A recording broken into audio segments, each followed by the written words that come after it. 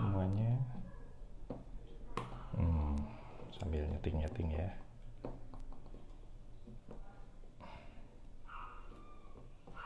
Halo Cun Cun, apa kabar lo bro?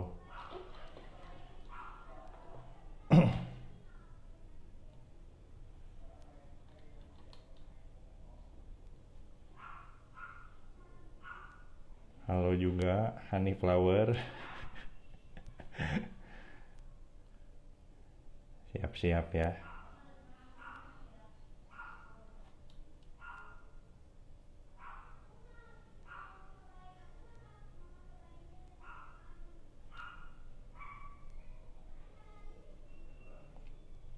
Nggak kumehong-kumehong, hari ini kita mau ngobrol soal pentingnya fokus dalam hidup kita. Apa betul penting atau enggak gitu kan? Cuma ini Kojimnya nih belum nongol nih. Nah, itu dia datang.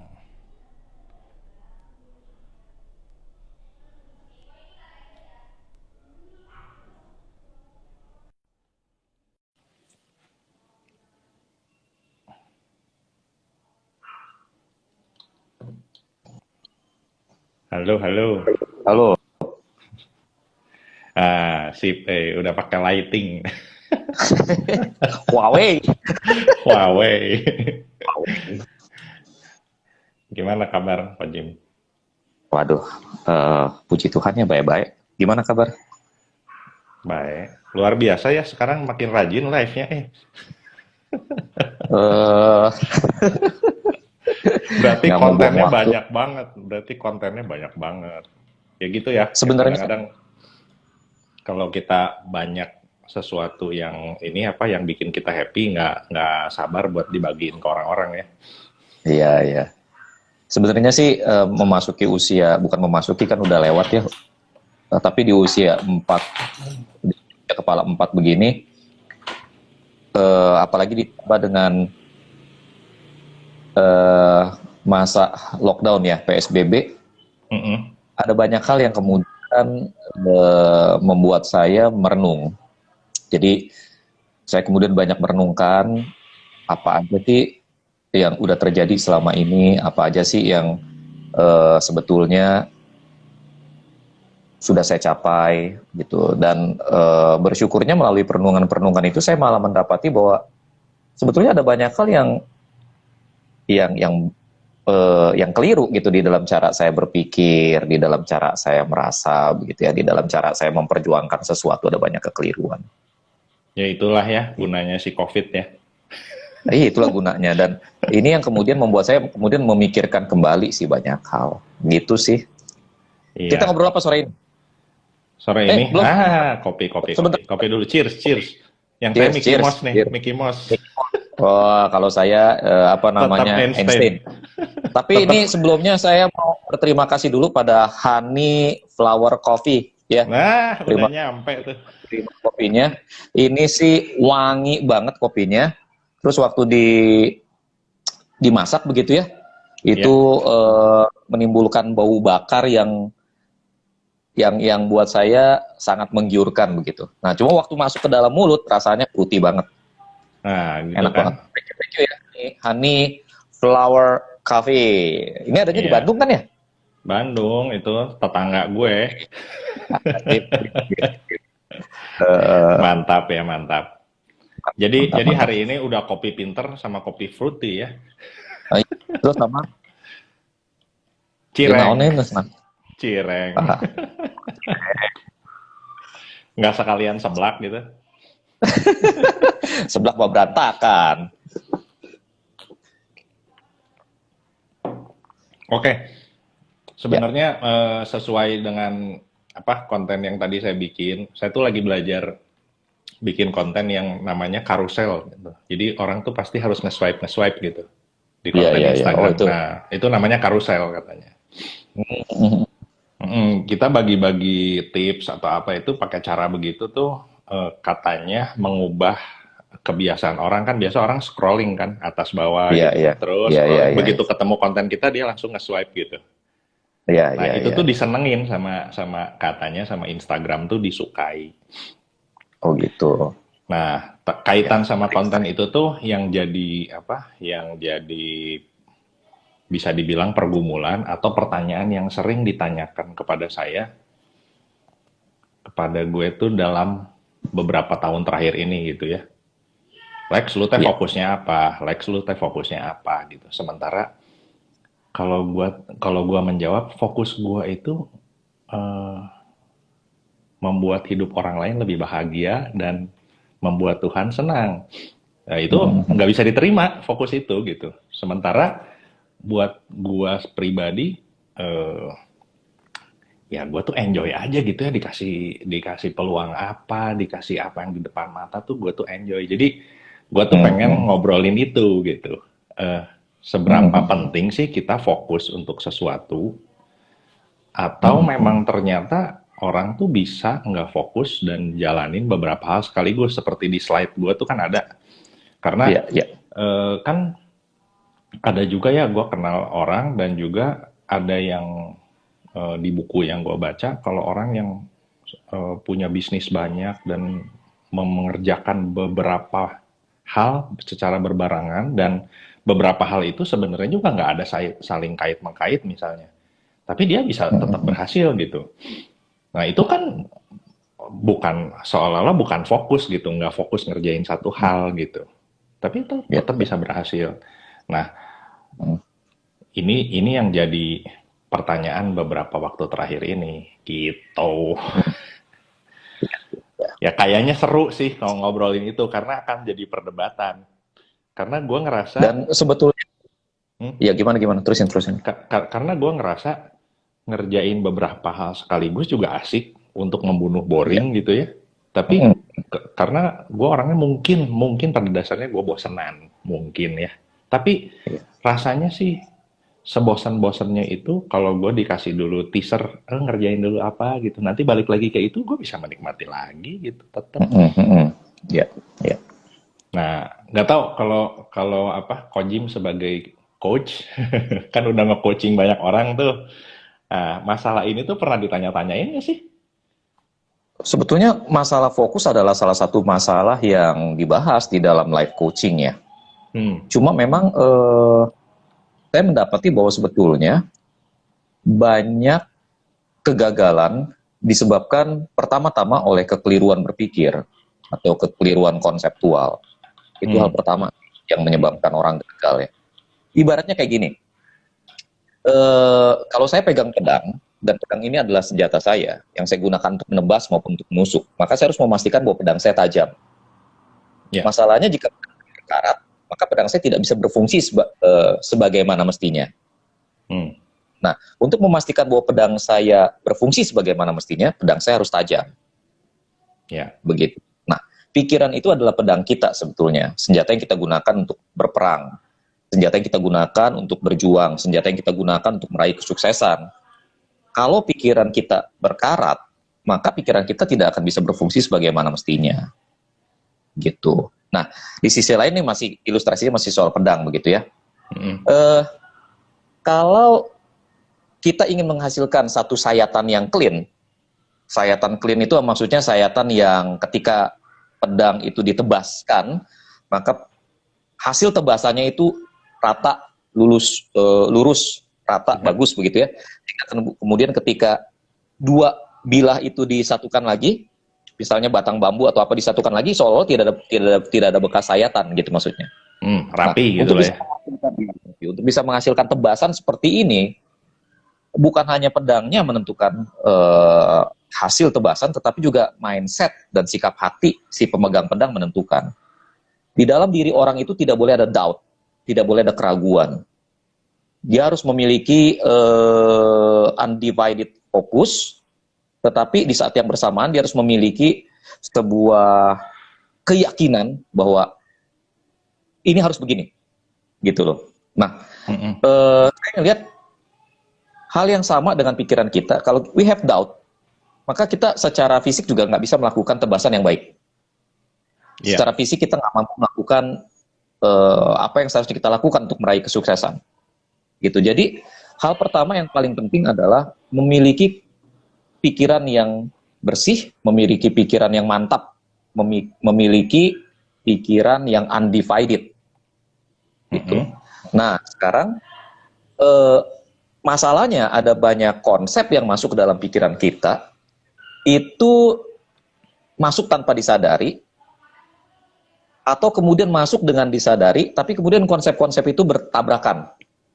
Jadi konsep A dengan konsep B yang sama-sama masuk ke dalam pikiran kita bertabrakan. Atau konsep itu bertabrakan dengan realitas. Nah, ketika ini yang terjadi, maka sebetulnya sulit bagi kita untuk melakukan sesuatu dengan baik. Sulit bagi kita untuk meraih sukses.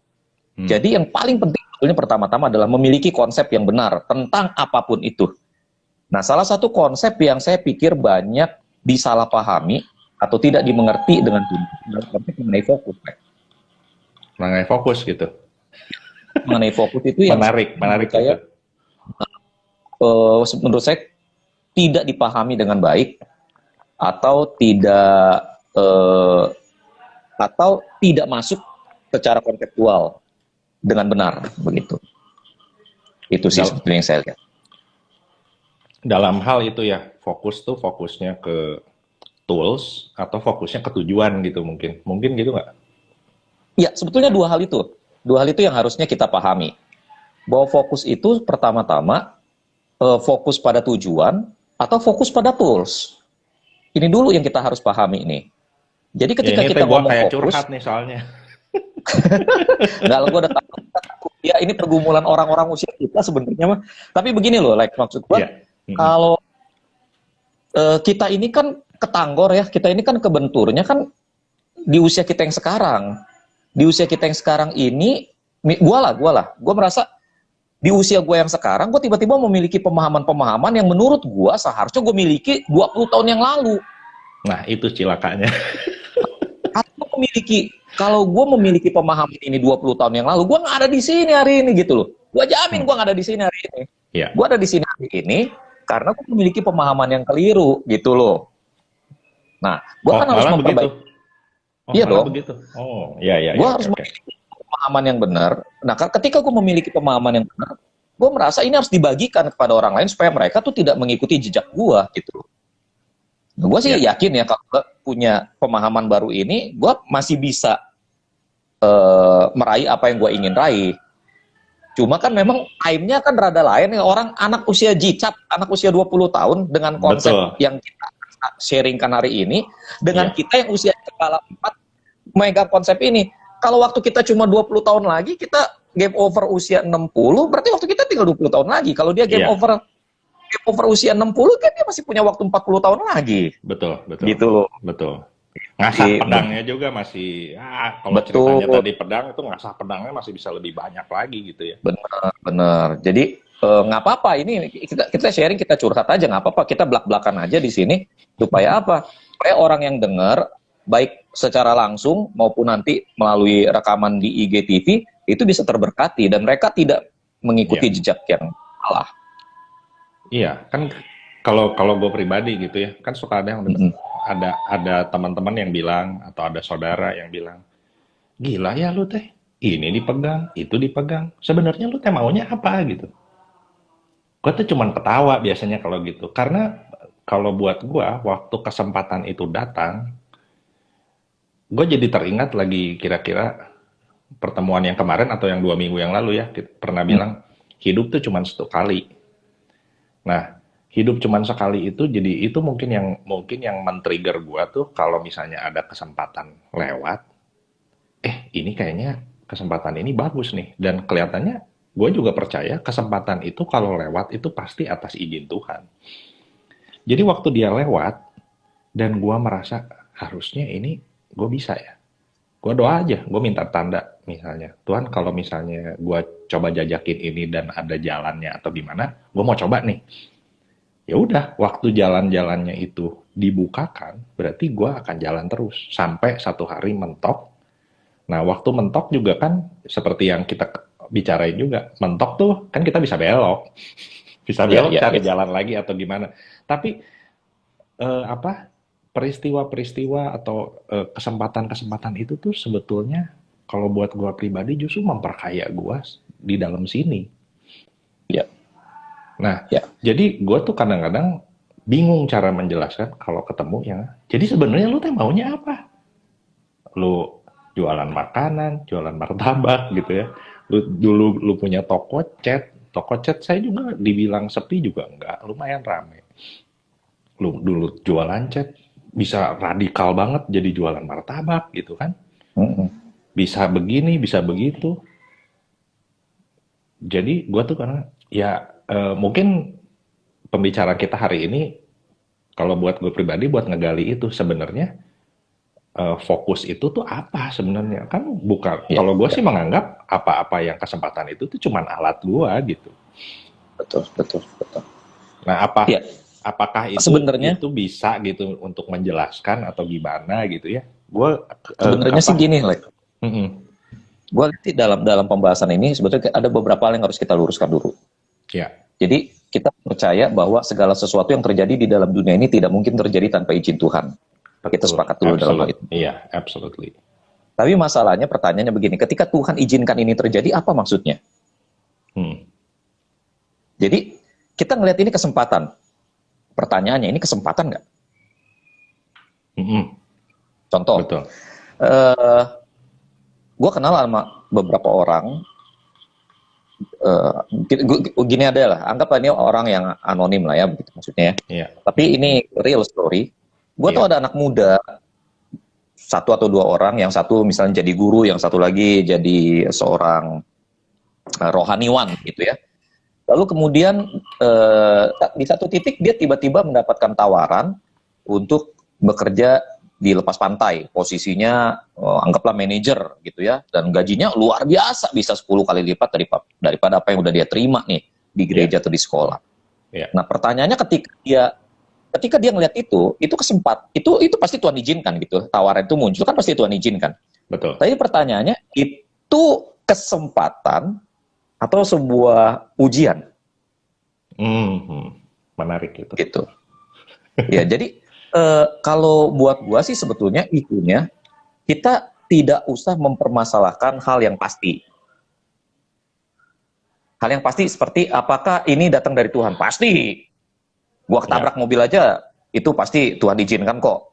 Gua Ya, tiba-tiba ketiban pohon duit juga itu juga Tuhan izinkan kok. Ya, segala betul. sesuatu yang bahkan kita sore hari ini itu pun Tuhan izinkan.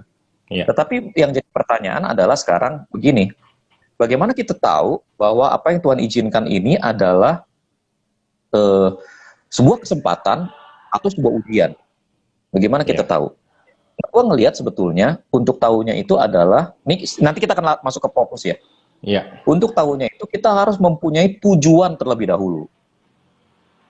Tujuan. Nah, ya, tujuan itu ada tujuan besar, ada tujuan kecil, ada tujuan yang bermakna, ada tujuan yang sementara, ada tujuan mulia, ada tujuan sederhana, ada tujuan yang bernilai kekal, ada tujuan yang sifatnya fana. ya, Begitu.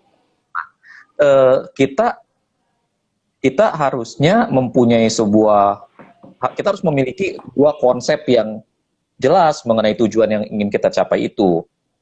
Kenapa dua definisi tujuan? Karena begini, yang pertama, manusia itu kan terdiri dari roh, jiwa, dan tubuh. ya, Secara holistik ya, kita nggak bisa misahin roh, jiwa, tubuh, nggak bisa misahin. Saya paling enek waktu dengar ada seorang majelis yang misalnya ngomong begini, Pak Jimmy udah nggak usah ngurusin duit gereja lah gitu, biar kami yang ngurusin duit gereja, Pak Jimmy urusan rohani aja begitu ya, kami yang urusan yang gelap-gelap begini. Aduh, ini menunjukkan pemahaman yang parsial, pemahaman yang pecah begitu ya. Di dunia ini apa yang nggak harus dipertanggungjawabkan di hadapan Tuhan? Segala sesuatu harus dipertanggungjawabkan di hadapan Tuhan, termasuk uang yang kita pegang dan uang yang dipercayakan kepada kita, itu kan harus dipertanggungjawabkan kepada Tuhan. Jadi di dunia ini semuanya sebetulnya rohani, jiwani, dan fisikal di saat yang bersamaan begitu. Ya, itu sebabnya kita harus memiliki tujuan yang jelas di ketiga area ini, dan kita harus mengejar ini sebagai satu kesatuan karena kitanya satu. ya, Tapi memang yang rohani bukan yang jiwani juga bukan yang fisikal. dia satu tetapi memang berbeda.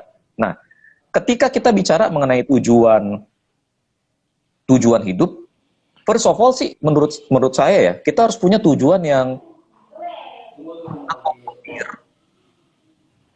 hal-hal spiritual dan hal-hal jiwani di dalam diri kita. Ya, jadi kita harus punya satu tujuan yang mulia, kita harus punya satu tujuan yang agung, kita harus punya satu tujuan yang bernilai kekal. Nah, apapun kita membahasakannya, kita mungkin membahasakan dengan hidup untuk kemuliaan Allah. Oke, itu masih sangat absurd gitu ya. Maksudnya itu masih sangat blur, karena kita lagi ngegoreng pisang, lagi ngegoreng menjek pun, lagi ngegoreng cireng pun, kita seharusnya bisa tetap memuliakan Allah. Ini everything ya. Waktu engkau duduk, engkau memuliakan Allah. Ya. Tapi mari kita lebih low sedikit, kita lebih turun sedikit. Kita punya tujuan, misalnya saya ingin memperbaiki kualitas hidup orang-orang berusia 50 tahun ke atas, orang-orang yang udah pensiun, misalnya begitu. Saya ingin memperbaiki kualitas hidup. Jadi ini sesuatu, saya ingin membangun sebuah kampung, saya ingin akan satu society yang besar, satu society yang orang bisa hidup sebagai human being, sebagaimana mestinya. Ini satu tujuan yang mulia begitu. Saya ingin Indonesia yang baru, Indonesia yang lebih menghargai keragaman, misalnya seperti itu. Itu satu tujuan yang besar. Ya, itu satu tujuan yang saya pikir harus dimiliki semua orang. Lalu kemudian yang kedua, yang lebih rendah dari itu, baru kita ngomong tentang tujuan-tujuan yang tes. Kayak jangka pendeknya lah gitu ya, checkpointnya gitu. Iya, ya yang istilahnya fisikal lah, fisikal. Jadi gini loh, banyak orang kan mengidentikan sukses itu dengan punya mobil, punya rumah, punya ini, punya itu. Dia nggak pusing, pokoknya yang penting selama mobil lu 10, tapi anak lu kena narkoba, dia nggak pusing, begitu loh. Ya, ini konsep orang di dunia ini banyak yang keblinger di situ. Jadi suksesnya hanya dinilai dari materi yang dimiliki. Kalau nggak punya materi itu, lu nggak gitu ya. Tapi ya gue juga nggak bisa pungkiri, Lex, kita butuh yang gituan gitu loh. Ya kan? Iya. Kita butuh duit tetap buat hidup, kan tetap butuh duit. Iya kan? Lu coba beli susu anak pakai iman lu, panggilin sapam lu. Bayar pakai apa, Pak? Pakai iman. Lu panggilin sapam lu, gitu loh. Ya lu tetap pakai duit gitu kan ya. Lu bayar listrik harus pakai token lo, nggak bisa lu pakai iman. Bisa gitu. Pakai iman, tapi ada tambahannya imani. Makanya. Jadi maksud gua ya kita tetap harus ada pengejaran itu, pencapaian itu. Nah, ketika kita sampai ke level yang fisik ya harus definitif. Ya. Gitu loh, definitif. Misalnya saya ingin mempunyai apa, saya ingin mempunyai berapa, itu kan harus definitif. Nah, tujuan ini yang harus kita miliki nih, gitu loh. Tujuan ini harus kita miliki dulu. Nah, kalau tujuan ini udah ada, baru kita bisa ngomong soal fokus. Kalau tujuan ini nggak ada, sorry, kita nggak bisa ngomong soal fokus, Iya, apa jadi kagak ada tujuan. Cuma gue kadang-kadang suka merasa terganggu kalau tujuannya, gue pengen punya mobil, gue pengen, maksudnya gue pengen datang ke mall tanpa lihat harga, gue pengen belanja seenaknya gitu. Menurut gue, kok so materialistik gitu. Ya. Gue agak terganggu dengan hal-hal seperti itu biasanya gitu kan, karena gue udah menjalani bisnis jaringan cukup lama kan, biasanya di seminar-seminar tuh banyak sekali teladan yang seperti itu gitu ya. Itu agak terganggu kalau buat gue, konflik gitu. Kok kayaknya receh banget kalau menurut gue pribadi ya, terserah lah orang-orang mau gitu, tapi kok kayaknya gitu banget ya. Menilai yang tadi dibilang, memang society, culture kita itu menilai kesuksesan tuh dari sisi materi biasanya. Dan materinya itu ya maksud gua ke arah keserakahan diri lah. Kenapa nggak ada yang misalnya punya something untuk bisa memberkati orang lain? Gua lebih rasanya lebih damai gitu kalau ngomong-ngomong yang kayak gitu. Iya, betul. Jadi sebetulnya hari ini renungan paginya itu sebetulnya meditasi dalam meditasi pribadi gue ya. Gue sekarang lebih suka nyebutnya meditasi ya, bukan renungan pagi. Jadi ada perbedaan buat gue antara renungan pagi dengan meditasi. Jadi di dalam renungan pagi gue belajar untuk mendengarkan Tuhan. melalui perenungan firman ya. Tetapi melalui meditasi gue belajar mendengarkan diri sendiri, gitu loh. Jadi ketika Ya. gue bermeditasi, gue mengajukan satu pertanyaan pada diri gue sendiri. Sebetulnya kenapa sebenarnya apa sih yang gue yakini tentang kekayaan? Apa sih yang gue yakini tentang uang? Terus gue korek diri gue gitu ya. Akhirnya gue mendapati begini. Nanti saat ini akan jadi tema sendiri lah. Ini jadi Ya, satu ya. tema sendiri gitu ya. Tapi intinya adalah gini. Gue kemudian mendapati bahwa moralitas dengan keuangan adalah dua hal berbeda. Moralitas dan duit itu dua hal yang berbeda. Oke. Dua hal berbeda. Uang, moralitas. Tapi banyak orang selalu berpikir kalau saya punya banyak uang, maka saya punya kecenderungan untuk menjadi immoral. Karena ada semacam asumsi bahwa kalau saya punya banyak uang, saya akan terjerat begini. Ada keserakahan, ada kecenderungan untuk melakukan abuse pada orang lain yang kita anggap nggak punya uang, begitu. Ada hal-hal yang secara daging kemudian ingin kita puaskan kalau kita punya uang. Tapi kemudian dalam perenungan gue dapati dalam meditasi itu gue dapati begini, enggak juga. Lu bisa jadi orang kaya, tapi tetap baik, filantropis. Ya, gue percaya itu. Tapi lu juga bisa jadi orang miskin yang sangat jahat. Oh bisa banget. Iya kan? Jadi memang nggak ada hubungannya antara uang dengan moralitas. Cuma memang kan sebetulnya cuma tools. Uang itu cuma alat, cuma sarana. More than it sih buat gue ya. Tapi nantilah itu akan ada satu tema sendiri yang mungkin akan kita bahas nanti ke depan begitu ya. Iya. Tapi konten kita masih banyak. Karena ini sampai Tuhan Yesus datang ini kita masih mau ngobrol nih. Gitu. Iya. Jadi sebetulnya yang kita harus pahami adalah kita harus memisahkan dulu antara moralitas dengan kondisi keuangan. Nggak ada hubungannya. Jadi ada orang-orang yang memang akhirnya antara uang, konsep tentang keuangan dengan konsep dia itu yang jadi problem. Nah, jadi kembali lagi intinya, first of all kita kembali pada fokus pembicaraan kita hari ini. Iya. Kita pertama-tama harus punya tujuan dulu, baru kita bisa ngomong mengenai masalah fokusnya. Nah, buat gua sih tujuan yang berbeda menuntut fokus yang berbeda. Itu sih sebetulnya. Oke, jadi tujuan tadi buat Indonesia lebih baik. Nah, terus fokusnya kan Indonesia lebih baik itu.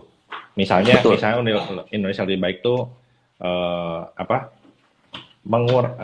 yang biar terukur, misalnya mengurangi tingkat korupsi sampai sekian persen, itu kan terukur. Betul. Nah, jadi fokusnya pada itu, terus hal-hal yang kita lakukan itu adalah tools-nya gitu kan? Betul.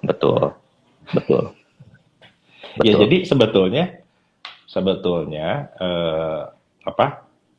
apa yang mindset gua itu adalah ya tadi, pekerjaan atau bisnis atau apa itu hanya tools gitu.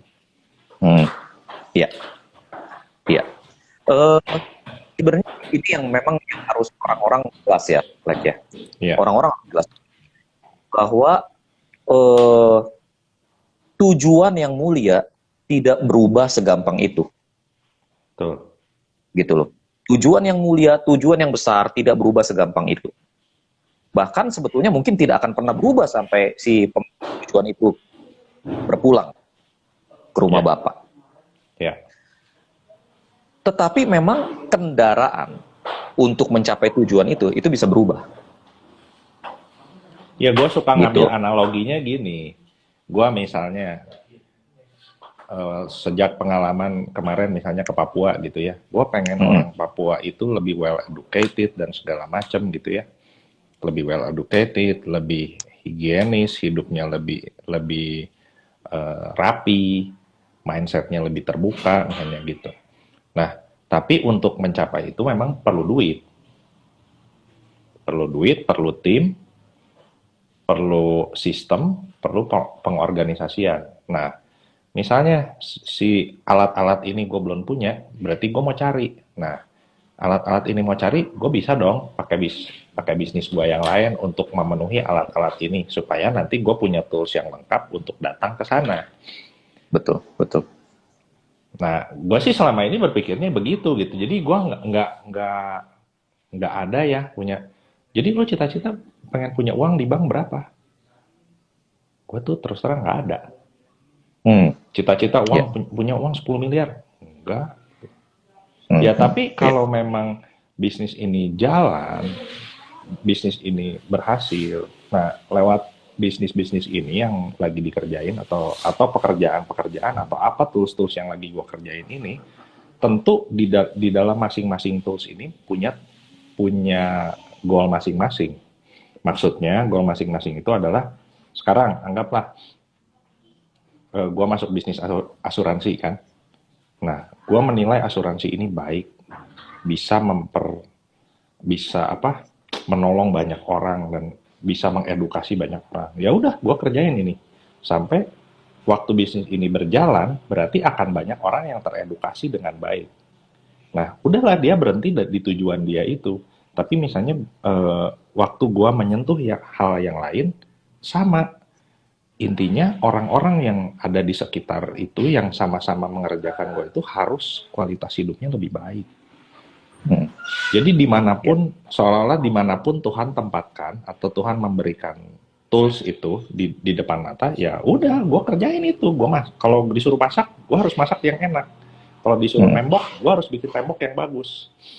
hmm, ya, ya, Sehingga ya, orang-orang di sekitar gue bisa merasakan manfaat dari apa yang gue bikin. Nah ya, itu sih, betul, kalau betul, kalau gue pikir begitu. hmm, betul, betul. Nah, jadi Sama. jadi Hmm. jadi apa ceritanya tuh sama fokus tuh? Fokusnya tetap tujuan kan, bukan si alat-alat ini yang gue fokusin gitu. Tapi memang begini, makanya gue bilang tadi ada dua sebetulnya fokus. Fokus itu jadi ada dua gitu loh. Iya, Nah, kita harus punya tujuan yang besar dan iya. kita harus tetap fokus ke sana, sementara pekerjaan-pekerjaan yang ada itu adalah alat untuk mencapai fokus itu, untuk mencapai Iya, tujuan ini. Nah, iya. cuma memang masalahnya di momen di mana kita bekerja itu kita juga harus fokus, Betul. gitu loh. Gue Nah, setuju. kita harus punya satu tolak ukur mengenai eh, jadi gini, kalau gue tuh gini, gue tuh kalau jalanin sesuatu, gue punya tujuan dulu, lalu kemudian gue punya ukurannya. Nah, ketika ukuran ini tidak terpenuhi, gue harus mempertanyakan kembali, bukan tujuannya, tapi toolsnya. Sehingga kemudian Hmm. ketika toolsnya ini menurut gue, oh, ternyata toolsnya ini kurang qualified, maka gue pindah fokusnya. Fokus dari tools itu, Hmm. gitu loh. Itu kayak yang di slide-nya lu kan, Hmm. yang di slide bilang apa, Mr. Han, your focus need more focus. Iya. Nah, ya, Itu gue ingat banget tuh quotes-nya lucu banget. Your focus needs more focus. need more focus. Nah, buat gue sebetulnya itu benar dan sekaligus keliru di saat yang bersamaan gitu ya. Kalau itu diterapkan dalam konsep kehidupan sehari-hari. Hmm. Itu benar begini. Jangan lupa konsep konteksnya si Mr. Han waktu ngajar Karate. anak ini Hmm. kungfu sebenarnya mah Ya kungfu sebenarnya ngajar cuman kungfu, judulnya Karate Kid. judulnya Karate Kid. Jadi waktu si Mr. Han ngajarin anak ini nggak fokus. Nah, memang Ya. di dalam belajar si anak harus fokus pada apa yang diajarkan oleh guru, fokus pada bagaimana dia melakukan gerakan-gerakan yang sudah dicontohkan oleh si guru, gitu loh. Gerakan pakai jaket. Use your jacket. Iya, Use your gerakan-gerakan jacket. itu ya pokoknya lu harus fokus ke situ, lu fokus pada si guru, lu fokus pada Ya. apa yang dilakukan sehingga lu mampu melakukan itu dengan baik. Ya. Tetapi ketika dalam pertarungan yang sesungguhnya, para praktisi bela diri itu mengenal yang namanya tunnel vision dengan peripheral vision. Nah, ini Nah, asik. tunnel nih? vision itu tunnel Tunnel vision tuh itu kan kayak tunnel tuh terowongan. terowongan. Jadi misalnya lu bayangin aja ya, coba ya. Kalau misalnya lu ngelihat sesuatu ya dengan begini, lu otomatis Ya. kagak bisa ngelihat yang di sini sama yang di sini nih. Ya. Ini lu nggak bisa lihat. Ya. Lu cuma ngelihat yang di sini aja di depan nih. Ya. Nah, di dalam pertarungan kan masalahnya waktu lawan bergerak itu dia bisa aja bergerak ke sini, bisa bergerak ke sini, atau ada temannya tiba-tiba dari posisi sini, kita nggak tahu gitu loh, Ya. ya kan? Ya. Kalau lu terlalu fokus sama misal terlalu fokus sama tangannya, lu nggak bisa cegah kaki dia nyerang lu. Hmm. Sebabnya lu harus menggunakan peripheral vision. Peripheral vision basically adalah pandangan yang blur. blur gitu. Jadi Sehingga disuruh, kemudian ya lu nggak oke, lihat detail, yang lu lihat cuma move. ya, Jadi whatever come, lu udah siap. Itu peripheral vision gitu loh. Tapi dia tetap punya fokus. Fokusnya apa? Fokusnya pada tujuan mengalahkan si lawan. ya, Paham ya gitu loh. Nah jadi kembali sih masalah fokus itu kita harus ngelihat pada konteksnya apa. Jadi kita tetap fokus pada tujuan yang besar. Nah, alat-alat untuk mencapai tujuan itu ketika kita kerjakan ya kita harus fokus juga gitu loh. iya, ya Harus tentu. Hmm. ada alat ukurnya. Kalau ternyata alat-alat yang kita gunakan ini tidak bisa lagi mencapai tujuan besar yang kita inginkan, ya udah di drop aja gitu loh. Di drop aja gitu. Forget it gitu ya, lupakan Iya, saja. ya, contoh kayak misalnya gini, orang kan taunya gue rohaniwan. Gua mesti, jadi ada satu konsep bahwa rohaniwan itu harus melayani di gereja, ya jadi full timer gitu. Tapi sebetulnya di dalam benak gua ketika gua memutuskan jadi rohaniwan itu sebetulnya ada sebuah beban, ada sebuah passion yang terus menyala sampai titik sampai hari ini. Passionnya adalah kalau pakai bahasa Jerman ya, manunggaling kaulo Gusti kaulo. Jadi bersatunya insan dengan yang ilahi. Di dalam istilah teologinya itu disebut sebagai unio mystica atau deification atau pengilahian. Nah, ketika kita bicara mengenai konsep ini, kita tidak berbicara mengenai manusia menjadi Tuhan. Bukan, sama sekali nggak begitu. Iya. Kita berbicara mengenai mengalami Allah sampai titik di mana kemanusiaan kita diubahkan. Kemanusiaan kita diubahkan menjadi manusia berakhlak yang lebih mulia. Kenapa gue punya beban itu? Ada dua alasan. Yang pertama, gue ngelihat bagaimana dosa itu merusak hidup gue. Gitu loh. Sampai hari ini gue masih kadang-kadang gue sangat keras ya mengkritik diri gue sendiri. Dan sampai hari ini gue masih kadang-kadang menyesali hal-hal yang gue lakukan di masa lalu. Begitu loh. Ya. Jadi gue merasa seharusnya hidup gue nggak begini kalau gue nggak melakukan ini. Gitu. Jadi gue melihat seperti ada efek domino yang efeknya hari ini gue sesali. Tapi gue ngelihat ini bukan hanya ada pada diri gue. Gue ngelihat ini ada pada orang lain juga gitu loh. Orang lain juga mengalami pergumulan yang sama sebetulnya. Termasuk Jadi, yang lagi ngobrol sama lu. iya, iya. Lu pasti ngerti kan? Iya, ngerti. Lagi pada Tuhan minta ampun, but maybe the first thing in the morning you do the same thing gitu loh. Lu kayak orang lagi main-main gitu. Lalu kemudian yang kedua, gue ngelihat sebetulnya bahwa tujuan spiritualitas itu bukanlah apa ya? Tujuan kedewasaan spiritual tidak bisa dinilai dari keterlibatan kita di dalam pelayanan. Oh iya, itu setuju banget. Enggak. Jadi kedewasaan itu seharusnya dilihat dari seberapa besar kita mengalami perubahan. Gitu. Ya. Perubahan ini hanya mungkin ketika kita memiliki sebuah relasi yang intim dan dalam dengan Allah. Suami istri, seberapapun buruknya hubungan, kalau dia berinteraksi terus-menerus, maka relasi itu mengubah dia, either for good or for worse, actually begitu. Jadi akhirnya gue ngeliat sebetulnya bahwa yang dibutuhkan oleh manusia Kristen saat ini adalah mengalami deification atau unio mystica, persatuan mistis antara manusia dengan Allah. Ini yang seharusnya kita kejar. Ini yang seharusnya menjadi tujuan hidup setiap orang. Bahwa saya mengalami Allah, dan karena pengalaman dengan Allah itu saya mengalami perubahan. Nah, cuma kan permasalahannya adalah toolsnya apa begitu loh. Itu tujuannya. Tapi toolsnya apa? Gua ngelihat jujur aja bahwa apa yang ditawarkan selama ini nggak bisa menjawab kebutuhan itu. Gitu loh. Gua kecanduan pornografi ketika gue berada di sekolah teologi. Gitu. Jadi ketika gue seperti ayam yang mati di lumbung padi. Di tempat di mana gue seharusnya mengalami kerohanian yang lebih, gue malah malah jatuh ke titik yang paling rendah. Gitu. Nah, jadi akhirnya gue ngelihat sebetulnya yang gue butuhkan, gue perlu satu sistem, satu pola yang menolong gue untuk kemudian mencapai tujuan ini, gitu loh. Ya, gue nggak bilang bahwa apa yang ditawarkan oleh gereja, apa yang ditawarkan oleh sekolah teologi, it doesn't work.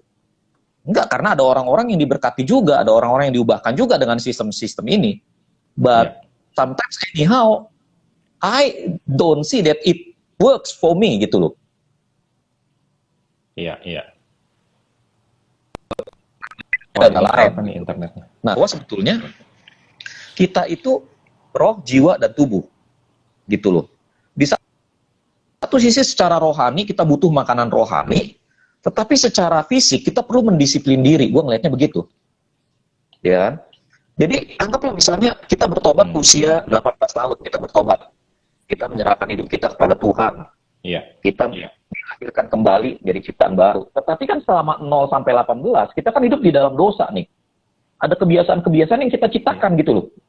Ada kebiasaan-kebiasaan yang kita ciptakan. Nah, ini membutuhkan disiplin.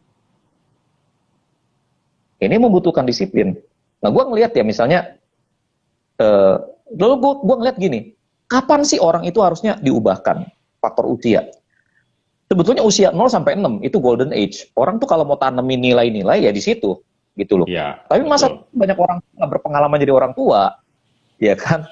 Banyak juga guru sekolah minggu yang kemudian nggak punya waktu interaksi begitu intens dengan anak-anak yang dia didik. Kan most of the time these children spend with their parents kan, gitu loh. Iya, betul, Ya. betul, betul. Orang tua yang sebenarnya bertanggung jawab. Tapi orang tua kan nggak semuanya terdidik, nggak semuanya siap gitu loh untuk kemudian mendidik anaknya dengan baik begitu ya. Atau berusaha tetapi tidak cara yang tepat. Akhirnya we lost it. Nah, kita punya kesempatan kedua di usia remaja ketika anak-anak itu di usia remaja. Nah, kemudian gua dapeti, oke, kalau gitu usia remaja ini nih kita fokus nih, kita bina mereka. Gimana caranya? Nah, ketika gua lihat oh ini di remaja ini, nah kesempatannya kita kemudian membina mereka sampai mereka mengalami unio mistika di usia remaja. Tapi kemudian gini, di usia remaja gue ngeliat mereka pergi ke komisi remaja, tapi datang duduk diam dengar doang. Habis itu udah ada dia, gitu loh. Habis itu dia kembali pada hidupnya semula. Habis itu dia kembali ke hidupnya yang semula, begitu kan? Nah, buat gue sebetulnya yang mereka butuhkan adalah mentoring yang lebih intens. Itu sebabnya kemudian gue buka Sosei Dojo. Sosei Dojo ini orang oh, ini tempat latihan karate. Whatever lah, you can say whatever you want. It is your mouth. Begitu loh. Tapi masalahnya Sosei Dojo basically bukan tempat latihan karate doang. Sosei Dojo didasarkan pada satu pemahaman bahwa tubuh perlu didisiplin. Dan perlu ada hubungan mentoring yang intens, sehingga kemudian perubahan bisa didapatkan. Itu sebetulnya nafasnya Sosei Dojo ketika gua buka Sosei Dojo untuk pertama kali. Gitu loh. Tapi kan kemudian gara-gara COVID-19 ini kan anak-anak nggak bisa datang ke Sosei Dojo. Betul kan? Jadi gue harus memikirkan sesuatu yang lain yang kemudian bisa membuat orang itu mengalami perubahan gitu loh, Lek. Kemudian orang-orang yang kemudian bilang lu nggak fokus lu lu nggak fokus lu sama pelayan lu yang nggak tahu pelayanan gue mestinya apa, yang dipanggil melayani itu lu atau gue. Iya. Kalau gue yang dipanggil melayani, apa lu tiba-tiba merasa lebih tahu daripada panggilan gue? Capcay juga lu, gitu ya kan? Nggak bisa. Oh, pendeta Jimmy jualan, dagang. Wah, dia ngajar Muay Thai. Lu nggak tahu. Lu boleh ngomong apa aja, terserah lu gitu loh. Lu nggak tahu apa yang sedang gue perjuangkan gitu loh, ya kan? Tapi nih sekarang sosenya tutup nih. Terus tiba-tiba kita buka kayak gini nih, ngobrol-ngobrol begini. Wah, nih nggak punya fokus nih orang nih. Ya ada awal nggak ada akhir. Lu ngomong sendiri deh, terserah lu, mulut-mulut lu. Tapi kalau mereka tuh ngikutin omongan kita, ngobrolan kita dari awal sampai akhir, mereka dengerin YouTube channel gua dari awal sampai akhir, mereka kemudian ngikutin acara ngobrol gua, acara ngorek. Lu dengerin itu gitu loh, lu tahu sebetulnya ini spiritnya sama, semuanya mengarah pada satu titik bahwa lu harus mengalami union. Betul, gitu loh. Itu yang seharusnya dilihat. Nah, tapi waktu kita begini, ya kita bongkar aja dapur kita, Lek. Ya kan setiap kali kita mau bikin acara kita gini kan kita ngobrol dulu. Betul nggak? Kita mikirin gimana cara yang paling efektif. Ini akan kena nggak? Ini enggak gitu loh. Kita nggak sembarangan ngobrol aja gitu. Enggak, we do our best. Kita fokus pada apa yang kita lakukan sekarang. Betul. Gitu. Betul, makanya gua lihat sarana untuk berbagi, sarana untuk bagi ide. Kan gua pernah cerita kan, gua tuh paling happy tuh kalau gua bisa tanemin ide di kepala orang. Hmm, hmm. Itu kalau kenikmatan buat gue pribadi tuh itu. Jadi gue mencari cara gimana ya. Sekarang kalau ingat kita ngebahas YouTube beberapa pertemuan waktu itu, kan YouTube itu based on interest. Iya, iya, Sementara kalau kita mau didengar banyak orang, mau memberkati banyak orang, mungkin harus cari yang based on masa gitu.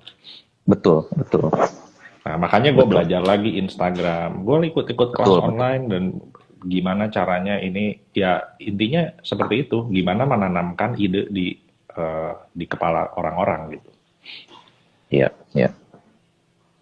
Menariknya mungkin ya karena punya keinginan seperti itu, gue suka kalau gabung sama kalau dikasih produk atau dikasih konsep apa, gue tuh suka berpikir kecenderungan berpikir untuk memberkati orang yang kurang beruntung,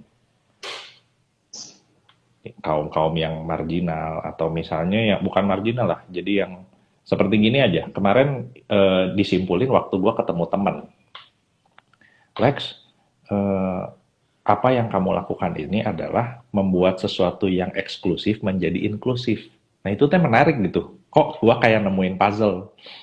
Hmm, hmm, hmm. Karena seperti sekarang misalnya apa yang gua kerjain di insurance gua di bisnis asuransi adalah kan asuransi itu biasanya kita itu selalu di drive untuk nyari orang kaya Hmm, hmm.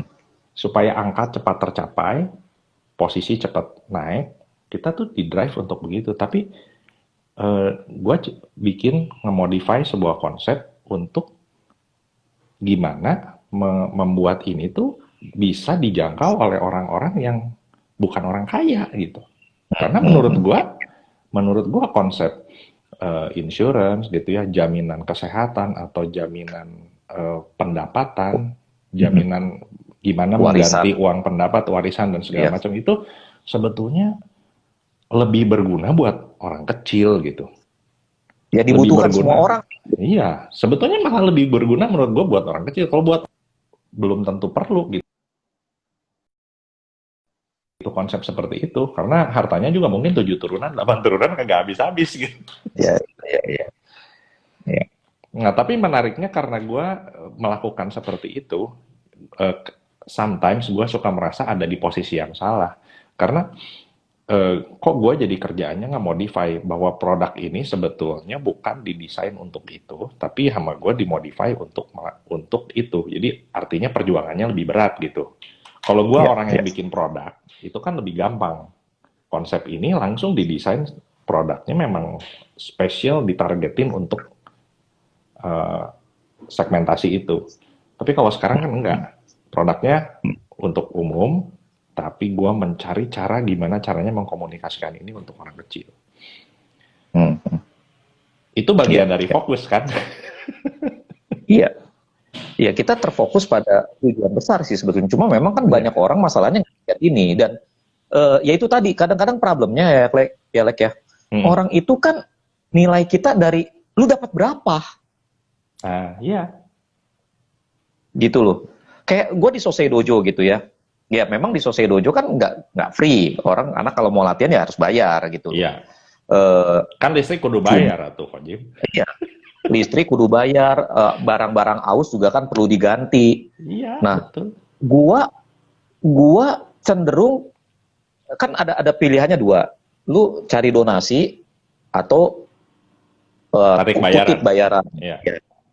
Gua takutnya gini, kalau gua cari donasi, gua bisa jadi manipulatif nggak? Gitu loh. Iya. Ya kan? Gue bisa main muka sedih gitu. Aduh, iya nih dojo gua nih listriknya nggak ada yang bayar apa. Gue jadi ngemis-ngemis minta sama orang gitu. Iya. Buat gua nggak, buat gue itu nggak mendidik gitu. Gue pengen anak-anak murid gue ngelihat bahwa si kokohnya, si Koko Gym ini bekerja secara profesional, memberikan apa yang dijanjikan. Lalu kemudian si Koko Gym ini, ya memang gue juga datang, gue harus memberi sesuatu sebagai satu bentuk pertanggungjawaban. Bahwa gue bukan anak-anak yang harus dikasihani. Gue adalah anak-anak yang bertanggung jawab atas hidup gue, itu sebabnya gue tarik kutip bayaran gitu loh.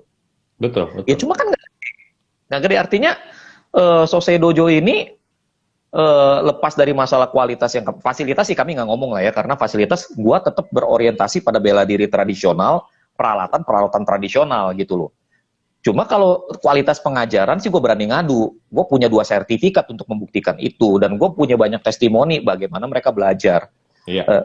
Nah gue ngeliat orang nilainya, aduh lu dapat berapa, lu kok ngukur hidup gue dari gituan gitu loh, ya kan? Sama, cuma memang gue alergi kalau dengar kayak gitu. Iya. Enggak, kalau gue dengernya alergi, cuma gue nggak tutup mata bahwa pada kenyataan bahwa uang bukan segalanya, tetapi segalanya butuh uang. Contoh nih, ya misalnya nih ya, kembali ke Honey Flower Coffee. Ya. Ini kopi datang di hari kopi gua habis. Mantap kalau banget itu. Kopi gua habis ini kagak nongol, pertanyaannya itu kita judulnya nggak bisa ngobrol lopi. Bisa. Kan gue udah bilang, ngopi kalau bahasa Sunda itu artinya banyak. Oh iya, bener. Cuma kalau gue sih, kan gue orang udah identik gue dengan kopi tuh, Lek. Iya, kan? Suplemen maksud kopi, suplemen jiwa dalam secangkir kopi. Betul, jadi maksud gue, still you need money gitu loh, you need money, but money is the tools, not the way, not the goal. Jadi uang itu adalah alat, bukan tujuan untuk mencapai itu. Nah, cuma gue tetap merasa, ya ketika gue ngerjain Sosei Dojo, gue harus fokus. Ketika gue ngerjain suplemen jiwa dalam secangkir kopi, gue juga harus fokus.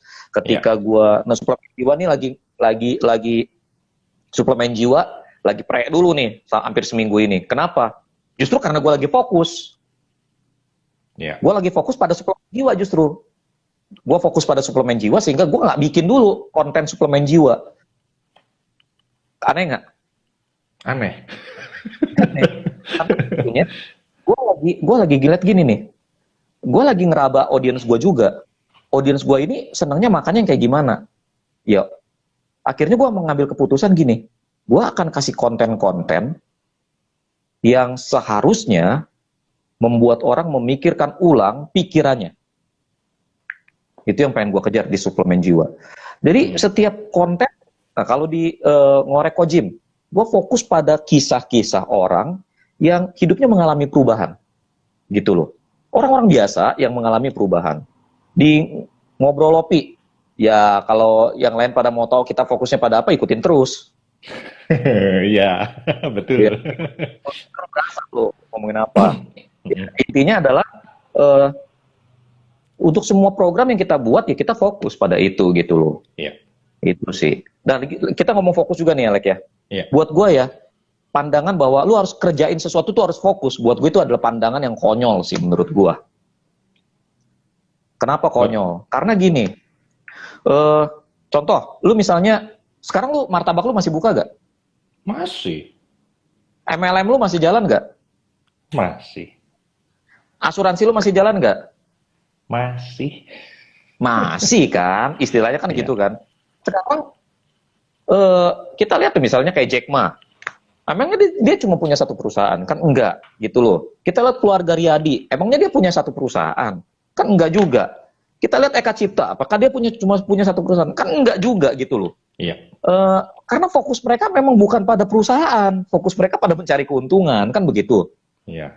Ya kan? Nah, perusahaan-perusahaan itu kan cuma alat untuk mencapai itu. Lagian ya, sebetulnya gini loh. Kalau kita adalah entrepreneur tunggal, we are the only person who do the business gitu ya. Iya. Kita kan punya waktu 12 jam. Kita punya waktu 12 jam. Kenapa 12 jam? Karena 8 jam buat tidur. Ya kan? 8 jam lagi buat kerja. Sisanya kan sisa 8 jam tuh. Tapi kan nggak mungkin kan, kita udah pria wanita berkeluarga, kita nggak mungkin tuh 16 jam straight kita pakai buat kerja gitu ya, enggak lah gitu kan ya. Kita keluar. Nah, jadi anggaplah kita punya waktu 12 jam. 12 jam itu lu mau nongkrong ngurusin martabak 12 jam? Iya, enggak lah. Nggak masuk akal. Iya kan? Nggak masuk akal. Nggak masuk akal. Lu 12 jam ngerjain asuransi, nggak masuk akal. Nggak masuk akal. Emang ada orang yang mau ajakin ngomong 12 jam. Ngomongin tentang asuransi sampai jebol tuh asuransi. Nggak ada, nggak ada, nggak ada. Nggak masuk akal, nggak masuk akal. Nggak, lu harus divide waktunya. Ini waktu gue buat ini waktu gue buat ini. Nah, cuma waktu lu ngurusin, lu bilang nih, waktu ini buat ngurus asuransi. Ya lu fokus di situ. Ya. Lu jangan mikirin yang lain gitu loh. Lu kerjain itu dengan fokus. Gitu. Betul. Itu sih maksud gue mestinya. Jadi itu ya maknanya si Mr. Han ya. Your focus need more focus. Jadi ya gua seneng lah hari ini kita mencapai suatu paradigma lah ya. Jadi sebetulnya yang difokusin itu adalah tujuan, goalnya. Betul. Apa yang kita kerjain itu adalah tools gitu. Gue lebih setuju dengan pandangan itu karena apa yang kita kerjain itu semua alat. Terus terang kalau gue ngerjain banyak hal itu memang gue banyak terpengaruh sama baca buku-bukunya si Robert Kiyosaki sih. Tapi itu nantilah topik berikutnya. Nantilah. Karena sekarang kita waktunya udah tinggal 2-3 menit. Oh iya, terakhir gue kasih ini apa? Gue kasih semangat buat teman-teman gue di Ikatan Arsitek Indonesia Papua Barat. Baca ya teman. Mantap. Gue kasih semangat buat mereka ya. Soalnya di Papua Barat, kalau gue update, kondisinya setelah COVID tuh sebetulnya kelihatannya iklimnya tuh makin sepi gitu ya. Ya. Apalagi sejak gue balik, itu mereka waktu itu kan sempat kerusuhan di Papua ya. Banyak beberapa kota. Terus kemarin gue update sama teman-teman gue di pelabuhan, di Kaimana, apa segala macam. Mereka bilang, Pak, kita tuh kalau yang kerja di pemerintahan, di dinas-dinas itu kayak makan gaji buta, Pak. Ya terutama yang kaitannya sama pelabuhan. Karena kapal penumpang udah nggak ada yang datang. Kan penumpang nggak boleh berpindah-pindah, tapi barang datang terus. Ya doain aja Pak, kita di sini katanya. Ya saya bilang, ya udah, pokoknya minimal lu udah terisolasi dengan sendirinya.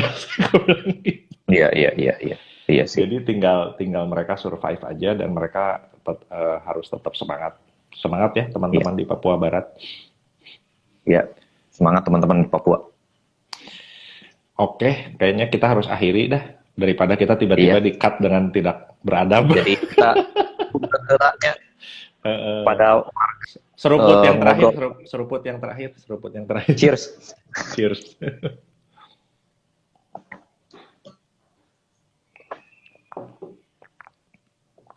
Oke, sampai ketemu lagi. Sampai ketemu ya.